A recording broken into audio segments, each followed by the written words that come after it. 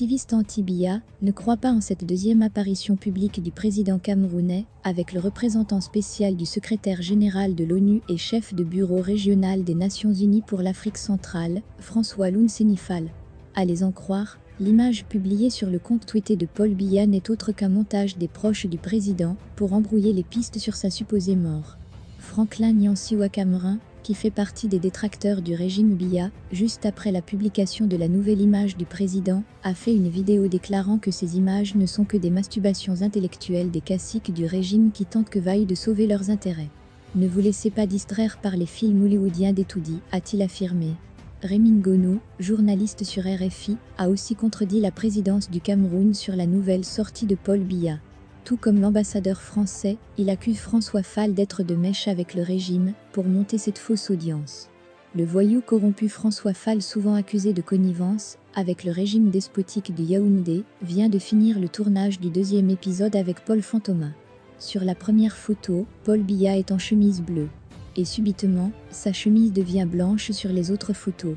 François Fall, ancien mafieux au Soudan, complice des meurtres de Sassou Nguesso au Congo, ami intime et allié d'Alpha Condé, magouilleur en chef de l'élection frauduleuse d'Ali Bongo, qu'il entretient au Gabon, a reçu plusieurs mallettes du régime Biya pour le couvrir à l'ONU et tourné ce faux film honteux après l'échec de la fausse vidéo de l'ambassadeur de France au Cameroun, s'est-il exprimé sur sa page Facebook.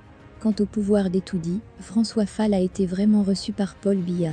Les deux hommes se sont entretenus sur la situation politique, économique et sociale non seulement du Cameroun, mais aussi de toute la sous-région, avec un accent particulier sur les questions sécuritaires et les problèmes d'intégration. Voici l'entier communiqué de la présidence du Cameroun. Le président de la République, Paul Biya, a reçu en audience au Palais de l'Unité dans l'après-midi de mercredi 13 mai 2020, le représentant spécial du secrétaire général de l'ONU et chef de bureau régional des Nations Unies pour l'Afrique centrale, François Loun-Sénifal.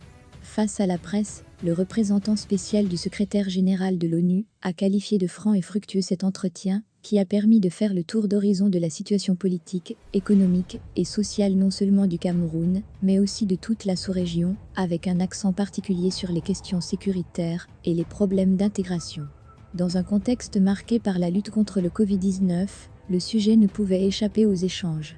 Le chef de l'État m'a longuement entretenu de toutes les mesures que le Cameroun est en train de prendre pour faire face à cette pandémie. Je saisis l'occasion pour apporter le soutien total des Nations Unies à toutes les initiatives qui sont prises dans ce sens, a déclaré le représentant spécial du secrétaire général de l'ONU. Évoquant la situation sécuritaire dans la sous-région, en particulier dans les régions du Nord-Ouest et du Sud-Ouest, M. François Loun-Sénifal a dit qu'il a trouvé auprès du chef de l'État un observateur attentif et avisé sur les défis auxquels le Cameroun fait face et sur les dispositions du gouvernement pour renforcer la stabilité et la cohésion du Cameroun.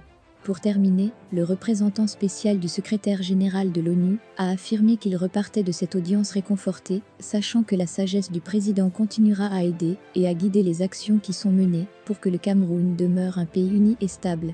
En effet, les activistes anti-Biya ne croient pas en cette deuxième apparition publique du président camerounais, avec le représentant spécial du secrétaire général de l'ONU et chef de bureau régional des Nations Unies pour l'Afrique centrale, François Loun-Sénifal. À les en croire, l'image publiée sur le compte tweeté de Paul Biya n'est autre qu'un montage des proches du président pour embrouiller les pistes sur sa supposée mort. Nous y revenons.